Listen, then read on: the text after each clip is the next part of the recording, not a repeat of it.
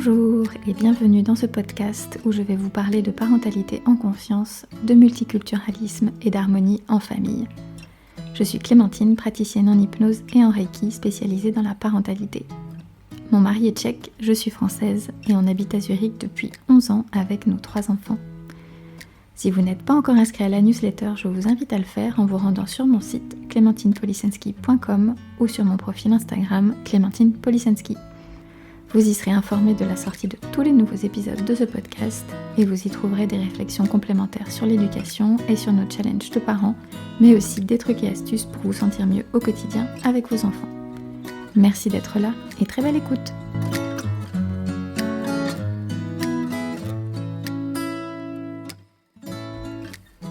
Alors aujourd'hui, j'avais envie de vous parler de la solitude qu'on peut ressentir quand on essaye d'appliquer une éducation bienveillante, consciente, mais que notre partenaire n'est pas forcément convaincu, que notre famille élargie ne l'est pas non plus, ou éventuellement critique, ou même la société en général, en fait, qui ne voit pas forcément ça d'un très bon œil.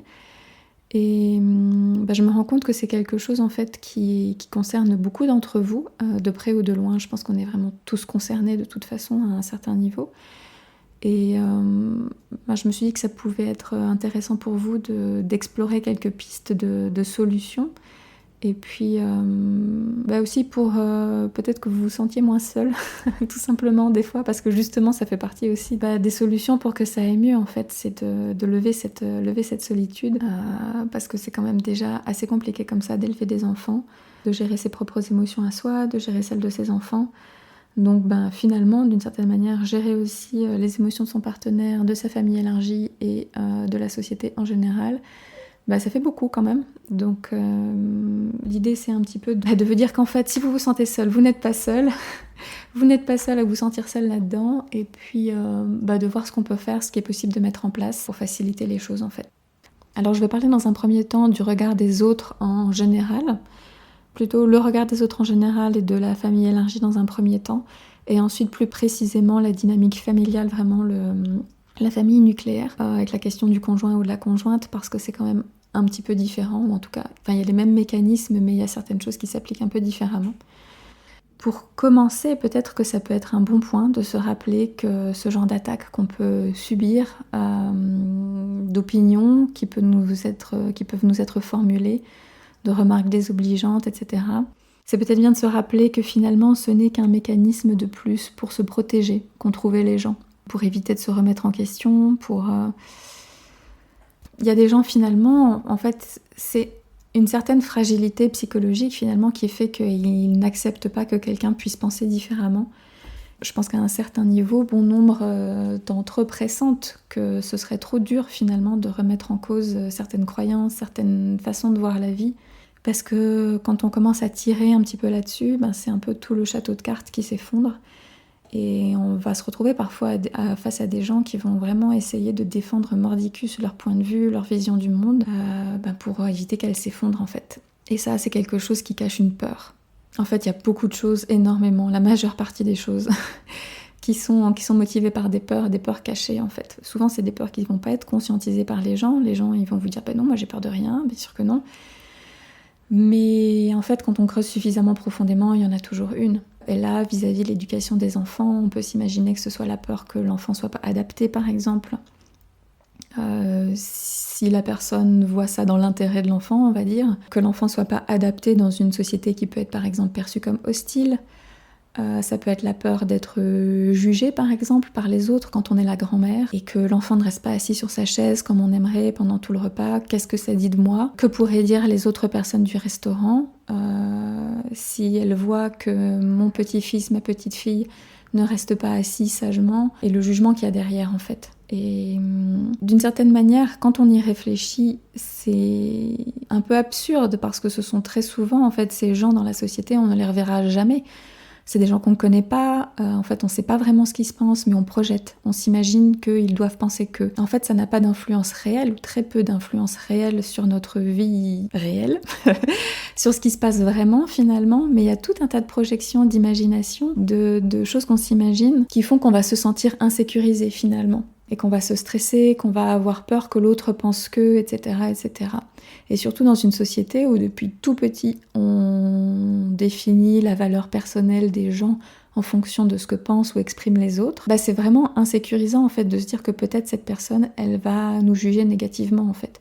Parce que si la valeur qu'on se donne n'est pas à l'intérieur de nous, mais qu'elle est à l'extérieur de nous, en fait, on a très peu de contrôle dessus. Et ça, c'est typiquement le genre de cas qui va déclencher en fait des mécanismes de survie, des situations dans lesquelles on va se sentir pas bien, mal à l'aise, et qu'on va pas forcément identifier comme tel, encore une fois. Il y a beaucoup de gens qui vont pas conscientiser qu'ils ont peur, et que c'est pour ça qu'ils réagissent aussi durement, finalement. Et pourtant, il y a quand même ça, c'est quand même ça qui se passe en arrière-plan.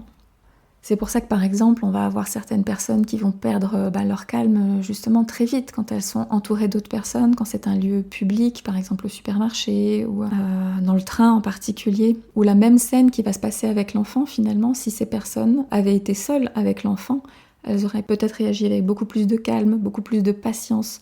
Mais le poids du regard de l'autre, le fait qu'on se demande ce que l'autre va en penser, la pression qu'on se met finalement, parce qu'il y a une part de nous qui a toujours besoin de prouver quelque chose, ça va nous activer en fait beaucoup plus vite. Et la même situation, la même scène avec cet enfant, dans laquelle on serait peut-être resté super calme si on avait été seul avec l'enfant, le fait de savoir qu'il y a d'autres gens, que peut-être on va déranger, que peut-être quelqu'un va nous dire quelque chose, ce qui est encore à ce stade-là plein de fois uniquement dans notre tête ou dans notre histoire en fait, parce qu'avant c'est arrivé, et on s'imagine que ça pourrait arriver encore, et en fait là on est en train de parler encore et encore de systèmes nerveux dysrégulés en fait. On réagit justement pas à partir d'un espace de bienveillance, de calme, de sérénité, de connexion. Je vais essayer de pas aller trop, de pas trop dériver justement sur le système nerveux, même si ça, en fait, ça explique énormément de choses sur toutes nos réactions, et c'est une lecture vraiment très très intéressante. Je me dis que je ferais peut-être un épisode de podcast là-dessus, justement vraiment qui serait pleinement consacré. Mais là en fait, ce que je voulais dire, c'est que dans une société malade finalement, où on identifie le comportement ponctuel d'un enfant à la valeur de l'adulte qui l'éduque, c'est vite arrivé de se laisser dépasser par ses émotions aussi en fait. Donc si jamais ça vous arrive, vous vous rendez compte que vous êtes plus vite stressé et vous réagissez moins bien quand il y a des gens qui sont autour de vous et qui potentiellement vous regardent, ou que vous imaginez qu'ils vous regardent, c'est normal en fait. Enfin c'est normal. C'est compréhensible, c'est le résultat d'un mécanisme de survie qui fait qu'une part de vous se sent en danger. Une part de vous a peut-être peur que votre valeur en fait soit diminuée par une remarque que quelqu'un d'autre pourrait vous faire par exemple, ou pourrait faire à votre enfant, puisque tellement souvent en fait on identifie, comme je viens de dire, le comportement de l'enfant à la valeur de l'éducation du parent. Du coup c'est des situations qui sont quand même qui sont un peu délicates à gérer. Après, on va avoir d'autres personnes qui vont plutôt vivre l'inverse et justement se censurer quand il y a quelqu'un d'autre, quand il y a la présence de quelqu'un d'autre, alors que si elles avaient été seules avec l'enfant, elles se seraient complètement lâchées. Donc c'est vrai qu'évidemment, il peut y avoir différents cas de figure, mais le fait est que le regard de l'autre a un effet qu'il ne faut pas sous-estimer en fait dans la façon dont on éduque notre propre enfant et la façon dont ça peut nous activer ou nous réactiver nous. Et prendre conscience de ça, se rendre compte, déjà ah tiens, je réagis comme ça, si j'avais été seule, j'aurais réagi différemment. Et peut-être d'aller creuser, d'aller réfléchir à pourquoi c'est comme ça, qu'est-ce qui fait que j'ai réagi comme ça alors que je sais que j'aurais réagi différemment si on avait été seul. Ça peut donner déjà beaucoup de pistes sur nos propres insécurités et nous permettre de trouver aussi des solutions adaptées pour faire autrement la prochaine fois en fait. Mais ne pas perdre de vue non plus que chaque personne justement qui pourrait vous faire une remarque parle elle aussi de ses propres insécurités. Et j'ai envie de reciter encore une fois l'accord Toltec, selon lequel rien n'est personnel. Ce que les gens disent de vous, ce que les gens font, n'ont rien à voir avec vous personnellement, mais tout à voir avec eux-mêmes. Et c'est pas facile forcément de se rendre compte. Des fois, on a tendance à prendre personnellement certaines attaques, qui sont voulues comme étant personnelles parfois, mais en fait, ça dit quelque chose de la personne plutôt que de vous. Parce que chacun peut interpréter finalement cette situation à travers différents filtres. Et selon le filtre que cette personne va, j'ai pas envie de dire choisir, parce que c'est inconscient encore une fois la plupart du temps, mais en fonction du filtre que la personne a devant les yeux, en fonction de ses propres difficultés personnelles, elle va lire la situation d'une manière différente. Et typiquement, en fait, la situation du train où on a un enfant fatigué qui peut-être pleure, ou qui a du mal à rester en place, il peut y avoir plusieurs filtres en fait. Il peut y avoir la personne qui va être tout à fait compatissante parce qu'elle est passée par là, elle sait comment c'est et elle va juste vouloir vous aider, ou se dire « Ah, c'est dur pour le petit, c'est dur pour la maman, c'est dur pour le papa ». Ou il peut y avoir aussi la personne qui va se dire que elle, quand elle était petite, ça se passait pas comme ça, donc il n'y a pas de raison qu'un autre enfant ait le droit de pleurer dans le train ou le droit d'être fatigué. Et puis il peut y avoir aussi les personnes qui n'arrivent juste pas à se mettre à la place de quelqu'un d'autre ou à réaliser que les besoins d'autres personnes sont aussi valides que les leurs et que le besoin d'un enfant de s'exprimer quand ça va pas est tout aussi valide que cette personne qui a envie de silence et de calme. Ça m'amène aussi à la question de toutes ces blessures en fait non identifiées, toutes ces choses qu'on peut entendre. Oui, on n'en est pas mort, on s'est pris quelques claques, ça nous a fait du bien, ça nous a remis les idées en place. Tout ce genre de discours qu'il peut y avoir en fait qui valide les violences éducatives ordinaires. Ce qui se passe là derrière, ce qui se joue, c'est que on est face à des traumas d'attachement non conscientisés par la personne en fait, que du coup la personne reproduit parce qu'elle remet pas en cause ce qui s'est passé. On dit que le cerveau n'aime pas le changement, donc c'est plus facile finalement de rester sur la même route qu'on a déjà prise plein de fois et de rester là-dedans plutôt que de remettre en question et peut-être de faire différemment. Ça peut être inconfortable de changer d'avis tout simplement. Donc il y a plein de gens qui vont être très résistants à ça en fait. Et pour les traumas d'attachement, alors pour simplifier, je simplifie vraiment parce qu'évidemment c'est des thématiques qui sont complexes. Mais pour résumer, l'enfant n'est pas mature au niveau de son système nerveux quand il naît. Il a besoin de ce qu'on appelle la corégulation, c'est-à-dire de quelqu'un qui va l'aider à s'apaiser quand ça va pas, qui va aider à réguler son système nerveux. Et ça, c'est sa figure d'attachement en priorité qui est censée le faire. Et à force de répétition et par mimétisme, l'enfant va pouvoir se construire, se développer de manière sécure. Mais c'est sûr que pour ça, on a besoin d'un adulte qui est déjà régulé, qui lui a un système nerveux qui fonctionne comme il devrait. Alors ça ne veut pas dire un système nerveux qui est en permanence dans la connexion, en permanence en paix. Ça aussi c'est illusoire, c'est normal de s'en aller de temps en temps dans la lutte et la survie, et la fuite, pardon. Le mécanisme de survie qui s'appelle lutte et fuite, si on résume. C'est normal de faire des allées et venues entre les différentes phases, mais c'est pas normal de rester coincé dans une phase en fait, ou d'aller trop souvent dans justement la lutte et la fuite, ce qui est pourtant le cas de beaucoup de gens. Donc l'enfant a besoin d'un adulte régulé, qui l'aide à se réguler et lui apprend donc par mimétisme à s'auto-réguler avec le temps. Un bébé ne peut pas s'auto-réguler tout seul, il a besoin d'apprendre à le faire avec le temps. En fait, il n'y a rien à apprendre, à expliquer, ça se fait naturellement en fait. Et c'est un processus, on parle d'un processus qui met des années à se mettre en place en fait, à se construire. Et qui dure et qui évolue toute la vie. On a tous un style d'attachement et on active tous encore notre système d'attachement à l'âge adulte. Et on a d'ailleurs tous aussi besoin de co-régulation à l'âge adulte encore. C'est quelque chose qui n'est pas toujours mis en avant en fait dans notre société, encore une fois. On favorise énormément le fait d'être autonome, de pouvoir ne compter que sur soi, de savoir s'en sortir tout seul, etc. Ça c'est extrêmement valorisé. Mais en fait la co-régulation c'est pas une option, c'est quelque chose qui est nécessaire à notre bon fonctionnement. Donc au passage je vous invite à réfléchir à si vous avez des moyens de vous co-réguler en fait. Est-ce que vous avez quelqu'un dans votre entourage à qui vous pouvez vous confier, vers qui vous pouvez vous tourner quand ça va pas, quelqu'un qui va pouvoir vous réconforter. Et ça passe pas forcément par des mots, ça peut juste être une présence aimante en fait qui va vous aider à vous sentir bien. C'est des choses qui sont vraiment importantes et qu'on n'a pas tendance à mettre en avant et pourtant qui sont essentielles. Et donc pour en revenir à ce cas des traumas d'attachement, donc l'adulte, qui est la figure d'attachement principale, est censé apporter la sécurité à l'enfant, au bébé. Et il y a trauma d'attachement quand cet adulte s'avère être source d'insécurité aussi. Par exemple, si mon papa ou ma maman, qui doit me protéger et m'aider à me calmer, à me réguler, est aussi la personne qui me terrifie, me tape et donc crée de l'insécurité, alors je ne sais plus vers qui me tourner en fait. Et c'est là en fait qu'on développe des mécanismes de survie. Et effectivement, l'enfant va y arriver en fait. Il y en a plein d'entre nous qui y ont réussi et qui ont une vie qui est considérée comme normale aujourd'hui, selon les standards de la société. C'est un phénomène naturel qui est utile à de nombreux égards, en fait, ces mécanismes de survie. C'est salutaire d'une certaine manière parce que, effectivement, ça assure notre survie. Donc la personne survit et peut continuer sa vie et éventuellement ensuite réparer et faire autrement.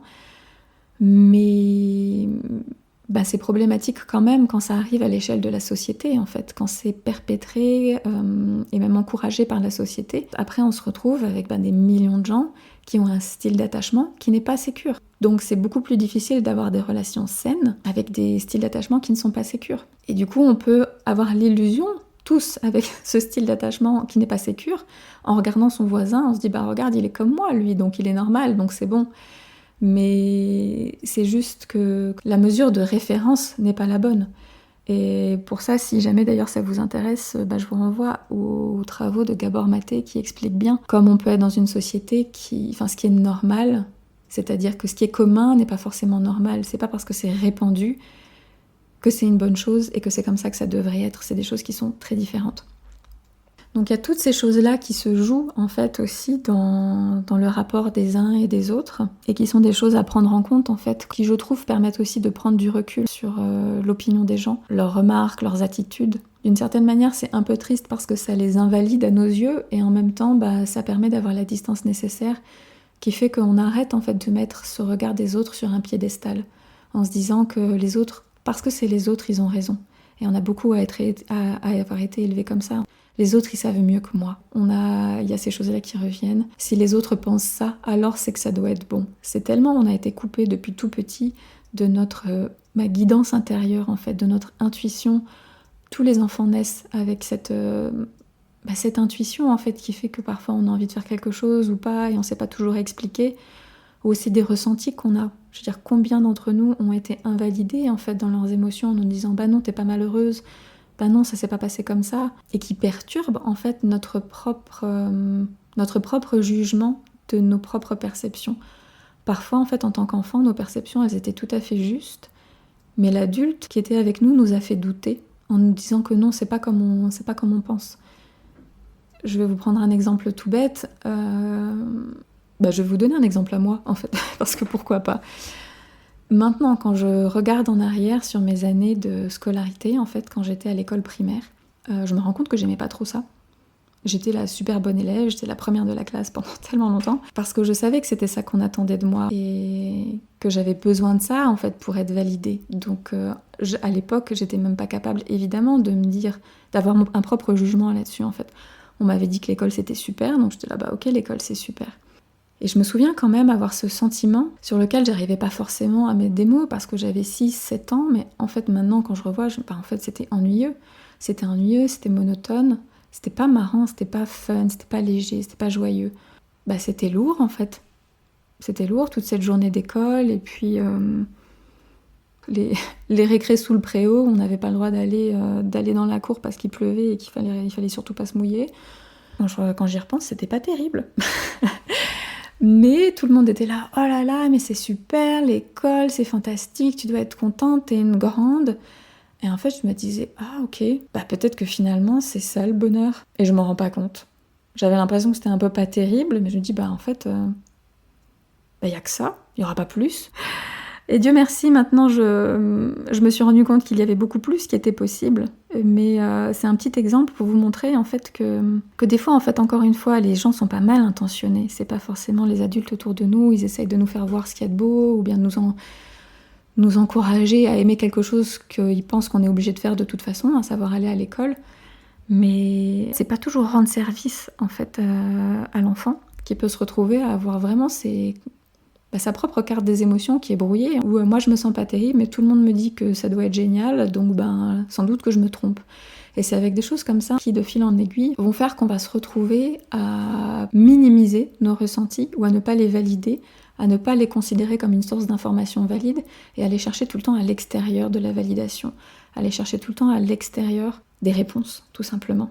Et quand on voit qu'on est face à une société qui, dans son ensemble, a ce genre d'insécurité, en fait, on se rend compte qu'on est en train de tous se reposer les uns sur les autres, sur les opinions des uns et des autres, alors que personne n'est sûr de lui. Ça crée des dysfonctionnements, on va dire, qu'on peut voir quand même dans la société d'aujourd'hui. Et donc d'avoir ça en tête, ça peut aussi en fait remettre les choses à leur place finalement, permettre de prendre de la distance vis-à-vis de ce regard des autres, de ce qu'en pensent les autres, et laisser ça moins nous toucher finalement. Après, pour parler un petit peu plus précisément de comment ça se passe quand on est en contact un peu plus direct avec certaines personnes, donc dans la famille élargie, je veux dire les grands-parents, les oncles, les tantes, etc., etc. Quand une nouvelle personne arrive dans la famille, quand un bébé arrive dans la famille, un nouveau membre, chacun est là avec ses attentes aussi. J'ai envie de dire les grands-parents en particulier. Tout le monde se fait une idée de comment ça va être, tout le monde a sa représentation mentale, ce qui en soi est normal. Après, en fonction de la maturité de chaque personne, il va y avoir peut-être un temps de maturation, justement, un temps d'adaptation pour, j'ai envie de dire, faire le deuil de cette relation imaginée, et s'engager dans la relation réelle, en fait. Il y a parfois besoin d'un temps d'ajustement. Ça, c'est vrai d'ailleurs pour les parents aussi, en fait. Il y a toujours l'enfant qu'on imagine qu'on va avoir, et puis celui qui arrive pour de vrai. Et il y a toujours au moins un petit décalage, des fois un gros, entre nos attentes et puis la réalité. Et donc ça peut donner au passage des frictions, des incompréhensions. Les personnes plus âgées de la famille peuvent penser qu'elles savent mieux, qu'elles ont plus d'expérience, ce qui est vrai dans une certaine mesure, mais en même temps chaque expérience est personnelle en fait. C'est pas parce que ça s'est effectivement passé de telle manière pour cette personne-là que ça se passe forcément de la même manière pour tout le monde. Et il y a des gens qui peuvent avoir tendance à projeter, à s'imaginer qu'ils ont vécu ça, donc ça va être pareil pour l'autre. Par exemple, pour moi c'était pas difficile, donc je vois pas pourquoi ce serait difficile pour toi, c'est n'importe quoi. Ou l'inverse, en fait, c'était difficile, donc je peux pas imaginer que ça puisse être facile pour toi. Et à chaque fois, quand on touche en fait de près à des valeurs, à des croyances, les gens peuvent être vite sensibles et réagir avec pas mal d'intensité, parce qu'il peut donner en fait des réactions de rejet a priori. Ce que t'as fait, c'est pas comme ça qu'il faut faire, etc. Quelle idée de rester aussi longtemps à la maison avec son bébé, qu'est-ce qu'elle va faire pendant tout ce temps, comment ils vont faire avec l'argent, etc.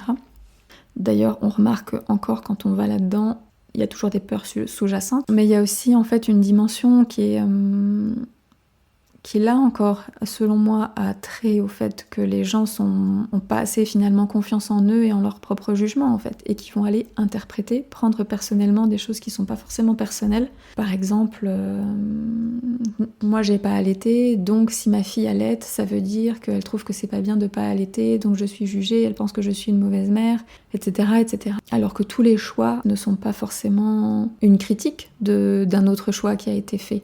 Mais ça peut être pris comme tel par certaines personnes qui peuvent effectivement avoir une certaine fragilité psychologique et prendre personnellement quelque chose qui n'est pas censé l'être, qui est une décision qui ne leur appartient pas et qui ne les regarde pas. Donc ça, je sais que ça arrive beaucoup, et ça peut arriver que ce soit pour l'allaitement, pour la façon dont les enfants dorment, pour comment ils mangent à table, pour comment ils s'habillent, est-ce qu'ils ont le droit de grimper aux arbres, est-ce qu'ils ont le droit de faire à peu près tout. On sait bien que l'éducation, c'est quelque chose où tout le monde a son opinion, mais voilà, derrière ces critiques, il peut y avoir parfois d'autres peurs cachées qui n'ont finalement rien à voir avec vous ou avec votre enfant en fait, mais qui mettent les gens face à eux-mêmes et à leurs propres choix. Que peut-être ils regrettent, que peut-être ils ont peur de remettre en question, ou qu'ils aimeraient bien remettre en question mais qu'ils n'osent pas, etc., etc. Et encore une fois, ça en dit beaucoup plus sur eux-mêmes que sur vous. Mais c'est vrai que c'est pas forcément facile à encaisser quand ça vient de quelqu'un qui nous est proche, quand ça vient de notre mère, de notre belle-mère, de nos parents, grands-parents, à nous aussi. Parce qu'on a envie d'être aimé, on a envie d'être validé par eux. Et parfois ça n'arrive pas. Mais dans ces cas-là, et même de toute façon, j'ai envie de dire, c'est important pour vous en fait d'arriver à trouver en vous suffisamment de confiance, suffisamment d'estime de vous pour ne pas avoir besoin de validation extérieure. Et c'est vrai que ça aussi c'est un chemin. C'est pas forcément acquis facilement. Ça arrive pas forcément du jour au lendemain. C'est quelque chose sur lequel il est possible de travailler ou qui peut se travailler avec le temps. Mais déjà essayer de prendre conscience en fait que votre valeur ne réside pas dans les yeux des autres, mais bien dans la justesse de votre valeur à vos propres yeux en fait. Est-ce qu'au fond de vous, vous avez l'impression de faire ce qu'il faut ? Est-ce qu'au fond de vous, vous avez l'impression de faire ce qui est de mieux pour votre enfant ? Si c'est le cas, voilà. Finalement, c'est avec vous-même que vous avez le plus besoin de vivre et d'être en accord. Je pense qu'il n'y a rien de pire que de ne pas être en accord avec soi-même dans sa vie. C'est une chose de ne pas être d'accord avec les autres, mais je pense qu'il n'y a vraiment rien de pire que d'être en désaccord avec soi-même, parce qu'on est vraiment tout le temps avec soi-même. Ça peut avoir l'air un peu trivial et en même temps c'est tellement logique. Et ça me ramène aussi à cette idée. Parfois, à force de ne pas vouloir trahir les autres, à ne pas vouloir décevoir les autres, on se trahit soi-même, on se déçoit soi-même. Et on fait pas ce qu'on aurait voulu au fond de soi, on écoute les autres. Et ça, je l'entends aussi beaucoup finalement, des regrets. Des gens qui savaient au fond d'eux que c'était pas comme ça qu'il fallait faire. C'est pas comme ça qu'ils auraient eu envie de faire peut-être. Mais qui ont écouté les autres en pensant que les autres savaient mieux qu'eux. Et puis qui se rendent compte ensuite que non en fait. Ça c'est pareil, c'est aussi un apprentissage après tout. Mais c'est vrai que c'est pas ce qu'on veut quand on essaye d'élever ses enfants avec bienveillance. Donc voilà, il y a des choix à faire finalement, des priorités à instaurer. Qu'est-ce qui est le plus important ? Est-ce que c'est ma relation avec moi-même, ma relation avec mes enfants, ou ma relation avec un monde plus large ? Un autre élément à prendre en compte aussi, ce serait que, en fait, pour les grands-parents en particulier, c'est aussi un changement de statut pour leur enfant, en fait. Leur enfant qui n'était jusque-là qu'enfant et qui devient parent. Et pour certains, ça peut aussi être un ajustement à faire. De se rendre compte qu'en fait, les enfants n'ont plus uniquement ce rôle de réception finalement, réception du savoir, réception de conseils, etc. Mais qui deviennent aussi ceux qui donnent les conseils, qui deviennent ceux qui font des choix en fait pour leurs propres enfants, qui sont du coup les petits-enfants. Ça aussi, en fait, c'est quelque chose c'est une transition qui peut prendre du temps, plus ou moins pour certaines personnes. Je pense que certains grands-parents sont plus ou moins vite prêts à ce genre de choses. Ils ont plus ou moins vite compris que leur enfant passait à une nouvelle étape de sa vie, en fait, et qu'il faut laisser de la place. Certains grands-parents vont s'en rendre compte tout de suite, et puis d'autres, pour certains autres, il va falloir peut-être expliquer, poser ses limites et verbaliser, en fait. Si vous avez l'impression que c'est difficile justement, qu'il y a vos parents à vous qui vous donnent tout le temps des conseils, qui vous expliquent tout le temps comment il faut faire, c'est peut-être le moment d'avoir une discussion en fait, tant qu'à faire si possible dans le calme. Expliquer calmement que maintenant on est adulte, on a la responsabilité d'un enfant ou de plusieurs enfants, et que c'est notre responsabilité et qu'on voit bien que ça part d'une bonne intention, mais qu'on a beaucoup réfléchi à la question, que le contexte est peut-être différent aussi de comment c'était quand ses grands-parents ont eux élevé leurs propres enfants, nous, qu'il y avait peut-être des choses qu'on savait pas à l'époque et que maintenant on sait, et que finalement ils ont peut-être même pas besoin d'être d'accord, juste d'accepter en fait et de respecter la façon qu'on a choisie pour élever nos enfants. Et c'est là qu'on voit aussi que finalement la bienveillance, c'est pas seulement, encore une fois, une méthode éducative qu'on va plaquer sur l'enfant, mais c'est bien une façon de penser aussi. Et être bienveillant, c'est pas seulement envers un enfant.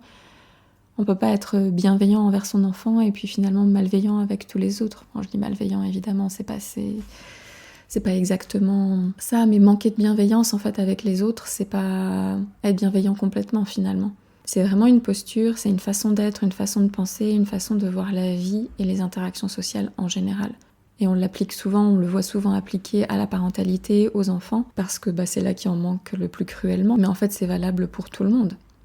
Alors après, je sais bien que c'est pas toujours facile. Il y a des personnes qui vont être plus réceptives que d'autres. Il y a des parents avec qui ça va être plus facile que d'autres d'avoir une conversation calme et respectueuse. Au niveau des conseils pratiques, je suggérerais 2 voies en fonction de la qualité de la relation avec les grands-parents du coup. Soit on décide de parler d'autre chose de manière concertée, en verbalisant le fait que ok, on n'est pas d'accord là-dessus, mais on n'a pas non plus besoin d'être d'accord.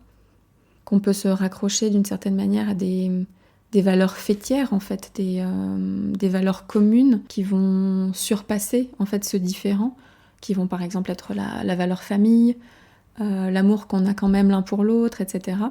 Donc se raccrocher à ça. Ou si vraiment c'est pas possible, si la relation ne le permet pas, changer de sujet, vraiment changer de sujet. Et ne pas laisser de prise en fait. Parce qu'à chaque fois qu'on va essayer d'argumenter, d'expliquer son point de vue, si les personnes n'ont vraiment pas envie d'être convaincues, ça va surtout créer des frictions, de l'affrontement et puis une ambiance pourrie.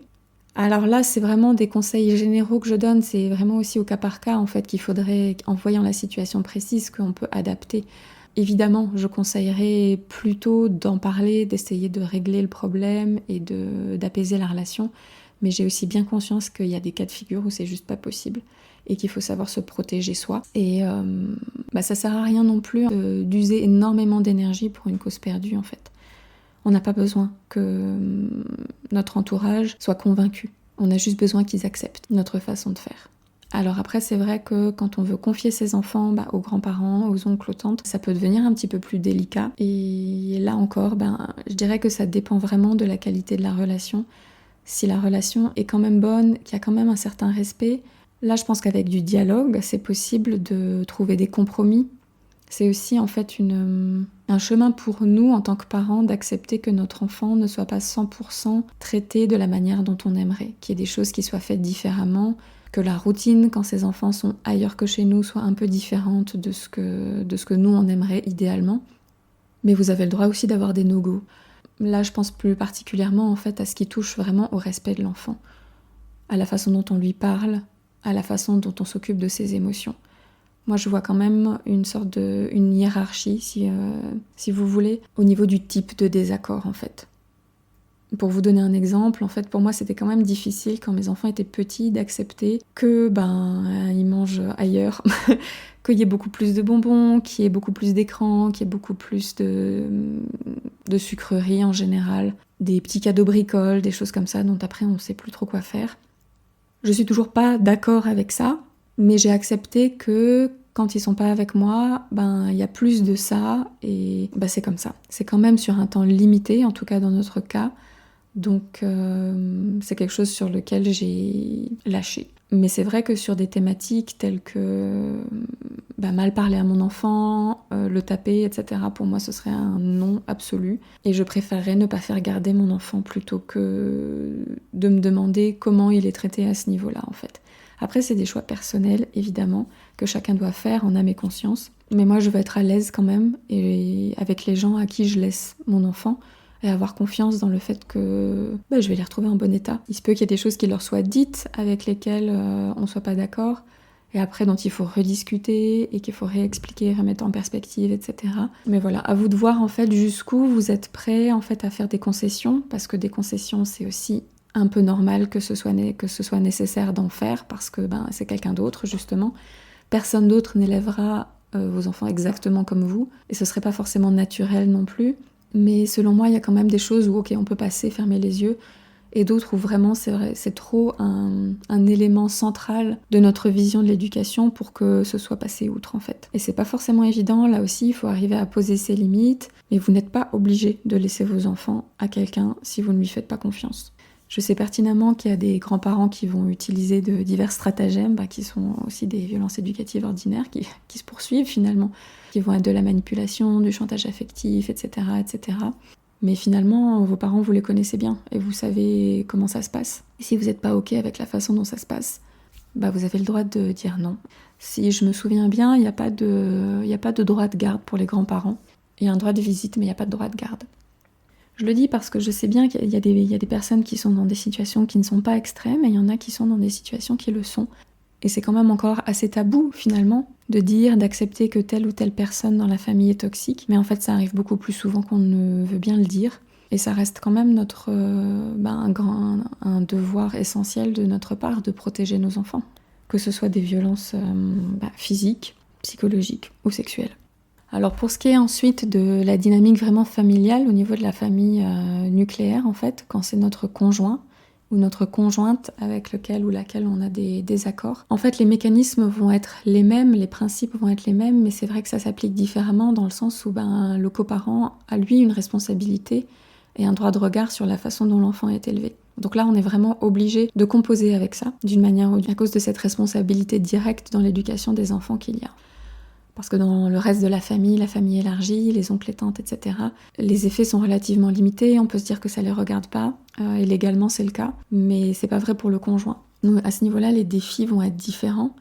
Il y a aussi la proximité émotionnelle en fait qui est différente et qui peut créer parfois quand même de grands sentiments d'injustice, de frustration, d'incompréhension. Pour recadrer un petit peu, je dirais que très très très souvent, dans la grande majorité des cas, encore une fois, votre conjoint a le même objectif que vous, il a le même but. Il a envie d'élever des enfants qui vont être bien dans leur basket, qui vont s'en sortir dans la vie, qui vont être heureux, qui vont y arriver généralement.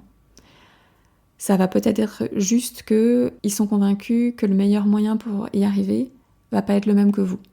Et on en revient encore à la thématique des peurs, parce qu'il y a toujours des peurs cachées derrière tout ça, derrière ces réactions parfois intenses. Il y a des peurs, que justement les enfants n'arrivent pas à se débrouiller dans la vie, qu'ils ne soient pas adaptés à la société, ou alors ils ont peur d'être jugés en tant que parents, parce que leur enfant dit un peu trop ce qu'il pense, parce qu'il en fait qu'à sa tête, etc., etc.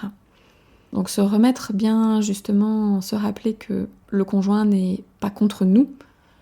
Il protège en fait une vision qui, pour lui, fait sens. Et il est pris dans sa vision du monde, dans sa carte du monde, avec des principes qui font que il va penser que telle ou telle méthode éducative va être la plus appropriée. Je sais aussi que les femmes ont tendance à lire beaucoup plus sur l'éducation des enfants, sur le développement personnel, etc. que les hommes. Il y a une étude qui a été faite à ce sujet. Et du coup, ça peut être parfois assez difficile de faire comprendre au conjoint l'importance de tous ces concepts, de ce qu'on a envie de mettre en place, de ce qu'on a envie de faire différemment. Et je dirais que ça passe par la communication, essentiellement. C'est en parlant de ce dont on a peur, en parlant de ce dont on a envie, que l'autre peut se mettre à notre place, que nous on peut se mettre à leur place aussi, et qu'on peut réaliser justement qu'en fait on essaye tous de tirer sur la même corde. C'est juste qu'il y a des différences d'approche, mais le but suprême finalement c'est quand même le même. Et se raccrocher à ça, en fait se raccrocher à ce qui nous unit, plutôt qu'à ce qui nous divise, ça peut être déjà finalement assez fort de se dire ok, parce que parfois dans le quotidien, quand on est pris, quand il y a une dispute, qu'il y a une situation que les parents ne veulent pas gérer de la même manière, en fait, on peut vite arriver dans le conflit pour quelque chose qui est parfois microscopique quand on prend un peu de hauteur, en fait. Mais justement, ne pas oublier qu'il y a un grand objectif qui est d'élever des enfants qui soient les mieux possibles dans leur basket. En fait, ça, on a ça en commun. Il y a le tout petit chemin, là, il y a ce petit centimètre carré où on n'est pas d'accord, mais en fait, on va au même endroit. Et de se rappeler ça à tout moment, en fait, on veut la même chose. Ça peut être quelque chose qui va remettre vraiment de la perspective et apaiser certaines frictions. Ce que je vous conseille vraiment, c'est de ne jamais parler de ces choses-là quand on est dans le feu de l'action. C'est vraiment plutôt de prendre un moment calme, où tout le monde est calme, tout le monde est bien. S'il faut, vous allez au resto, ou alors vous attendez que les enfants soient couchés, vous faites un thé, ou je ne sais quoi, et vous en parlez vraiment quand ça va bien entre vous. Que ce soit un moment de complicité, de connexion, là encore, on retrouve les mêmes choses finalement que pour l'éducation consciente, parce qu'en fait c'est exactement la même chose, il s'agit de relationnel. Et on essaye de parler de tout ça vraiment à cœur ouvert, pour de vrai, parce que l'autre en fait il est là, il est en tout cas censé être là pour nous aider nous à être la meilleure version de nous-mêmes, pour que nous on les aide à être la meilleure version d'eux-mêmes, et à réaliser ce projet commun du mieux possible qui est d'élever des enfants. Alors ça risque de toucher rapidement à des croyances, à des schémas, à des façons de faire, et on peut vite tomber dans la critique. Donc ce que je vous suggère, c'est que quand vous voyez que ça commence à partir de traviole, des fois c'est mieux d'arrêter en fait, et peut-être même de fixer cette règle à l'avance, de dire j'ai envie de te parler d'un truc, je sais que c'est un peu touchy pour tous les deux, mais j'ai vraiment envie qu'on en parle, c'est important.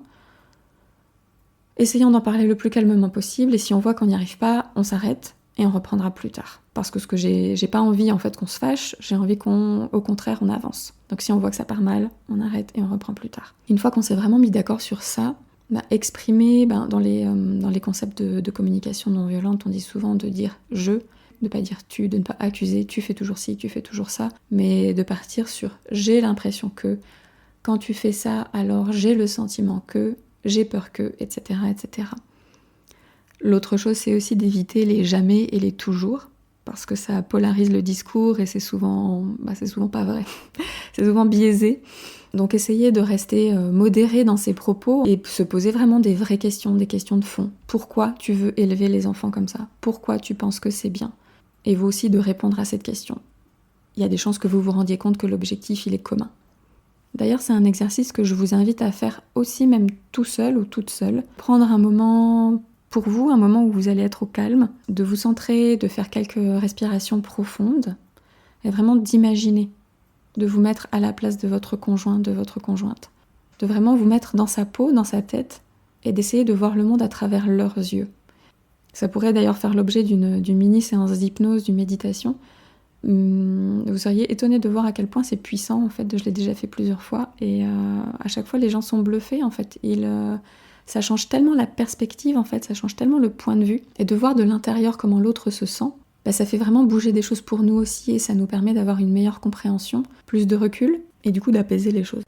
Si au niveau de la communication entre vous, ça se passe déjà plutôt bien, quelque chose que vous pourriez instaurer, ce serait de vous mettre d'accord sur un signal, ou de donner en fait à l'autre l'autorisation préalable d'intervenir quand il voit que ça part pas comme il faut.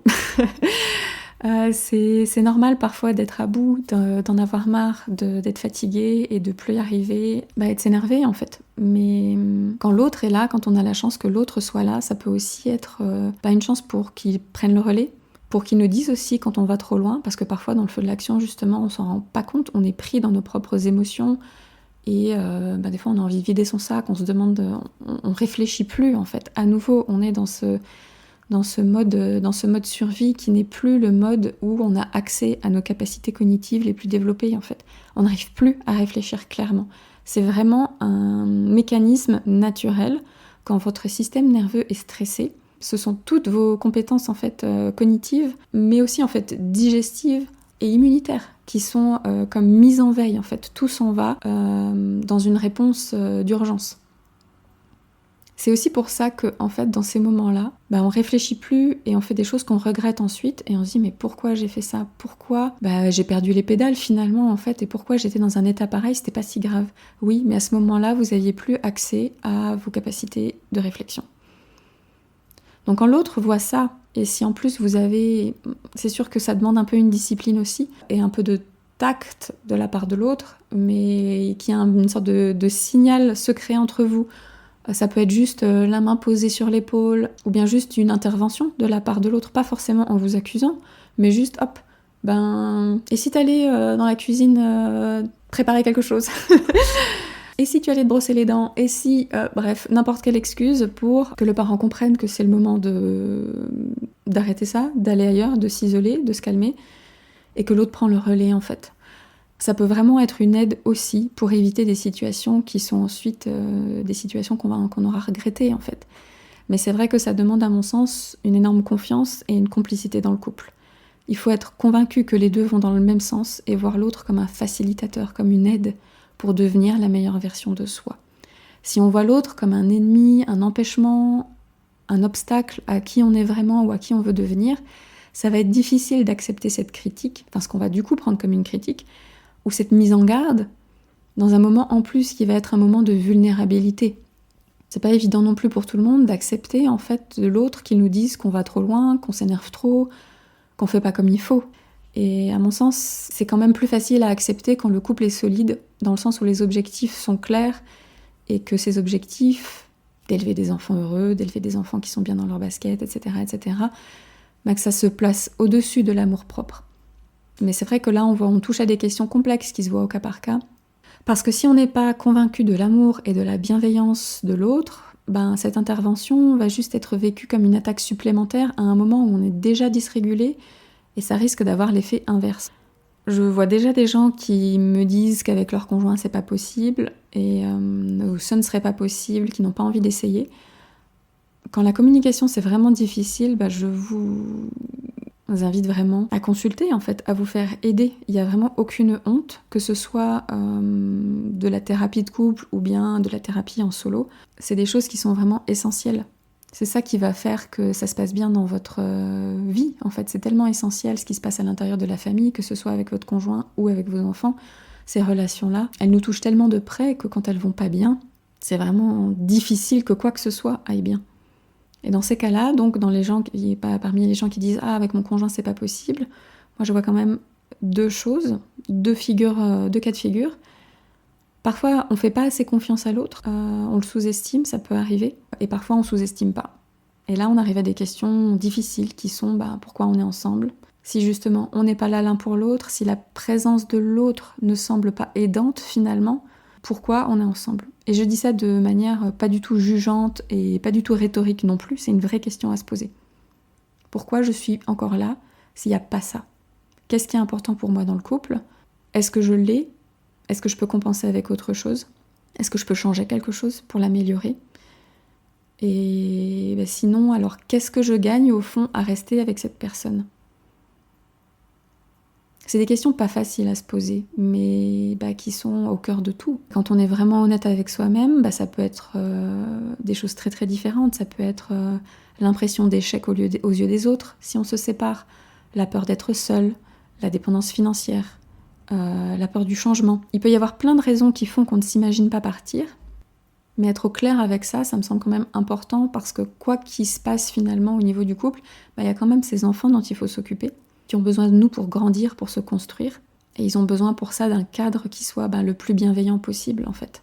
Et je crois qu'il n'y a pas de solution toute faite. Soit on reste ensemble quoi qu'il arrive, soit on se sépare dès que ça va pas. Je crois vraiment que chaque cas mérite d'être étudié dans sa spécificité et en fonction de ce que les gens ressentent au plus profond d'eux et quelles sont les valeurs qui sont les plus importantes pour elles. Mais voilà, je voulais faire un petit peu ces précisions-là parce que je sais qu'il y en a beaucoup d'entre vous qui sont dans des situations pas faciles et j'espère que ça pourra déjà un petit peu vous aider, ces pistes. Malgré tout ce que j'ai dit là, quand même, ça parlait essentiellement de suggestions pour des relations qui sont tout de même saines dans l'ensemble. Il y a aussi évidemment des cas de grande toxicité et d'emprise qui demandent des réponses qui sont vraiment différentes. Parce que c'est vrai, il y a des gens avec qui on peut juste pas discuter, ça existe vraiment. Et on peut s'épuiser énormément à essayer de sauver des relations déséquilibrées comme ça si on s'en rend pas compte. Vraiment, n'hésitez pas à consulter si vous voyez que ça va pas, si vous sentez qu'il y a quelque chose qui va pas et que vous n'arrivez pas à vous en sortir tout seul. Malgré tout, dans de nombreux cas, parce que je voudrais quand même finir sur une note positive, il y a plein de gens, moi je vois plein de gens qui essayent de bien faire, qui se coupent en quatre justement pour que ça se passe au mieux pour leurs enfants. Et je crois que c'est vraiment là-dessus qu'on peut se raccrocher, voilà, en se disant on veut la même chose et aussi voir les choses vraiment à long terme. Ça peut peut-être être aussi la petite astuce de la fin. Essayez d'imaginer quel genre d'adulte on voudrait que notre enfant devienne. Parce que ça aussi, des fois, ça remet les choses en perspective. On a tendance à vouloir que les enfants soient sages, obéissants, etc., quand ils sont petits. Mais on n'a pas vraiment forcément envie d'avoir un adulte sage, obéissant, docile, qui accepte tout, qui accepte toutes les règles, quoi qu'il arrive. Quand on remet ça un peu dans un contexte adulte, on se rend compte que ça, c'est pas forcément les compétences les plus adaptées à l'âge adulte. Et ça peut là aussi remettre de la perspective sur comment est mon enfant. Alors c'est pas toujours confortable, les autres ont peut-être, ça les arrange pas, que notre enfant ait une opinion, mais en fait c'est peut-être bien pour lui qu'il en ait une, et ce sera bien pour lui quand il sera devenu adulte. Voir les choses vraiment à long terme, sur un horizon 10-20 ans, parfois, ça nous permet aussi de nous rendre compte que ce truc-là qui nous turlupine, qui nous embête tellement, qui occupe tellement nos pensées et qu'on a tellement envie de voir disparaître, ce comportement qu'on n'aime pas, mais qu'est-ce qu'on s'en fichera dans 10 ans ou dans 20 ans en fait ? Quand on y repensera, on se dira mais quelle énergie j'ai dépensée pour cette chose qui n'avait aucune importance en fait, complètement insignifiante. Mais je sais bien que sur le moment, des fois, ça peut nous énerver, qu'on focus énormément d'attention dessus et on a l'impression qu'on va jamais s'en sortir de cette phase. Et pourtant. Donc voilà, je voudrais finir là-dessus. J'espère que ça vous a aidé. Si vous avez des questions ou des retours à me faire, des témoignages éventuellement, j'adore toujours avoir des retours de votre part, que ce soit par écrit ou bien même par un petit vocal. Ça me fait toujours plaisir et puis c'est intéressant pour moi aussi parce que ça me permet ensuite de créer d'autres épisodes qui sont les plus adaptés possibles à vos besoins, parce que c'est ça l'objectif en fait, vous aider dans ce chemin pas évident qu'est la parentalité de nos jours. Voilà, je vous souhaite une belle journée et je vous dis à bientôt.